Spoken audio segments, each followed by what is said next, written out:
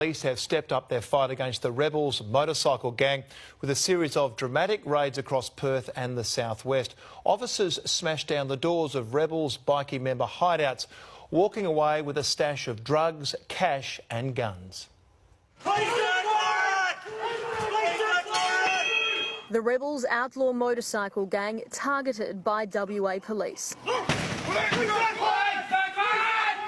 These gangs don't care for the harm they cause our community.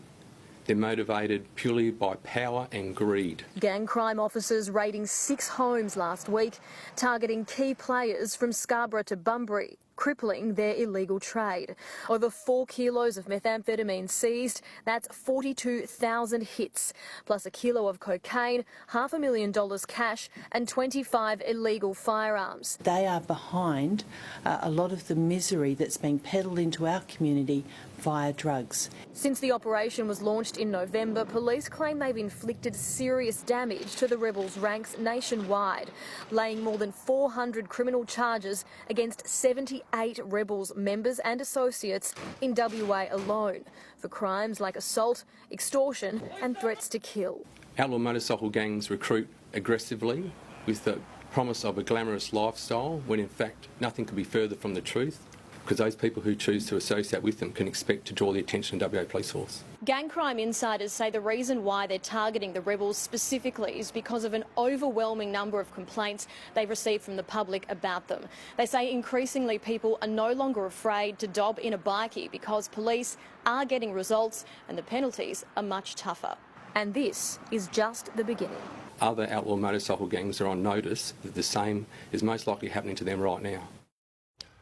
And in a bizarre coincidence, the rebels' Bibra Lake clubhouse has been targeted by a driver who crashed his car into the headquarters. Jared Massey, he then staged an arson attack. It is bizarre, Michael, and police gang crime squad officers are still here at the rebels' clubhouse tonight. Essentially, a man has crashed his car into a rebels' minivan, then set both vehicles on fire right on the rebels' clubhouse doorstep. A bold move, and police say the driver isn't even a bikie member.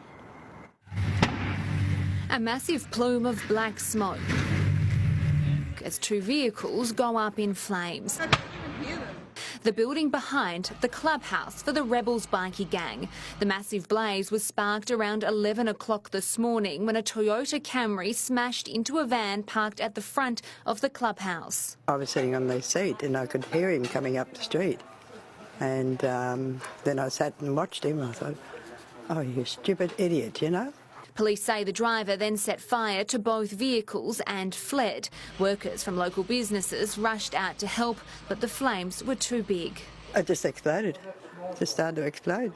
When firefighters arrived, it took 20 of them 45 minutes to put out the blaze. Moments before the crash, a sedan was seen driving erratically along Port Kembla Drive. It then pulled into this driveway, heading straight for the minibus.